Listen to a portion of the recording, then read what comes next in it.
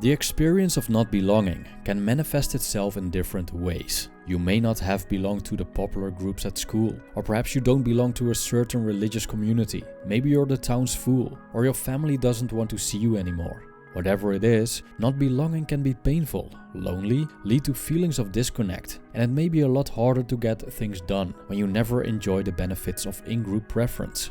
Also, it increases the chance of social isolation, which can lead to mental and even physical illness.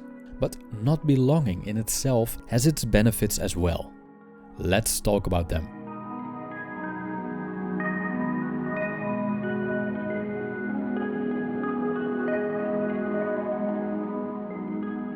1. Ultimate freedom.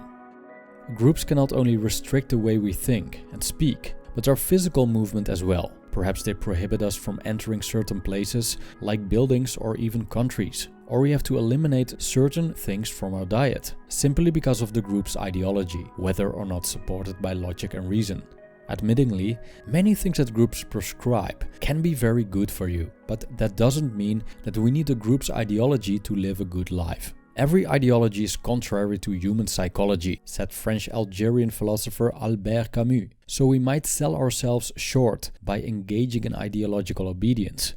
There are many groups to belong to, from religious communities to motorcycle gangs. But what an effort it takes to belong to these groups, to talk like they do, think like they do, dress like they do, you name it. And what's the reward?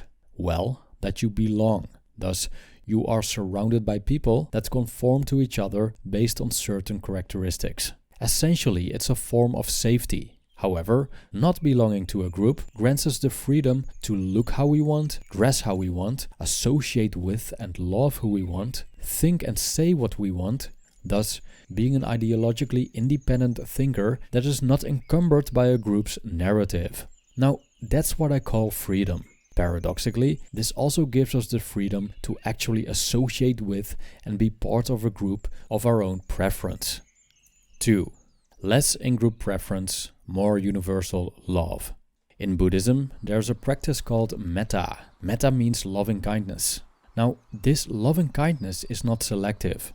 Rather, it is a universal love for all sentient beings. What we often see happening in groups is the opposite. They deeply love the members of the group while being hostile to those that do not belong to that group. This is in-group preference, which can be great when you are part of that group, but not so great when you're not. This also means that this form of love is conditional, because if you happen to become an outcast, this group love doesn't apply to you anymore. Try to convert to another religion, try to switch to another street gang or friends group, or support a different soccer team and see what happens.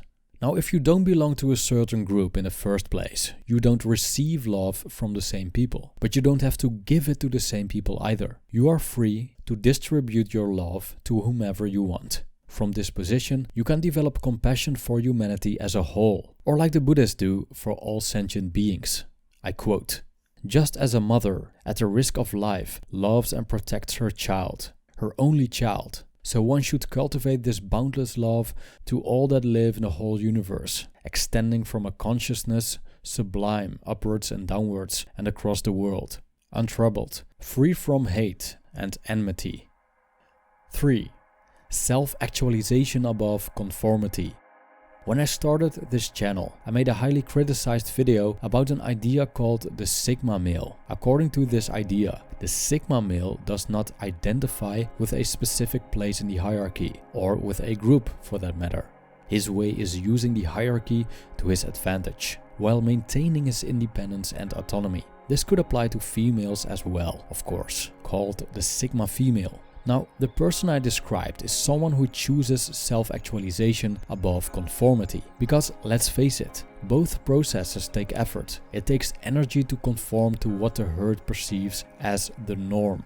To quote Camus again, nobody realizes that some people expend tremendous energy merely to be normal. End quote.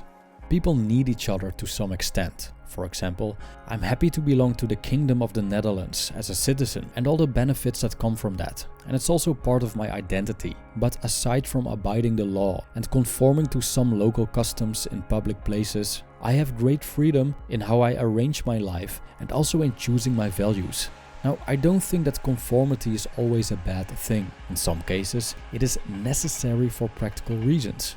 But instead of making it our default pursuit to belong somewhere, we can also put this energy into self-development and become people that are more true to themselves. There is a tremendous amount of energy we save by non-conformity. However, the sacrifice we make is that we don't have a place in the herd, which doesn't necessarily mean social isolation, by the way. To wrap it up, the benefits of not belonging are ultimate freedom, less in-group preference, which could lead to more universal love, and self-actualization above conformity. While making this video, I realize how much I love to be an individual who can be genuinely himself, ideologically independent, and basically question everything and everyone without repercussions. Even though it's a path of solitude and uncertainty, the delight of not belonging is truly priceless.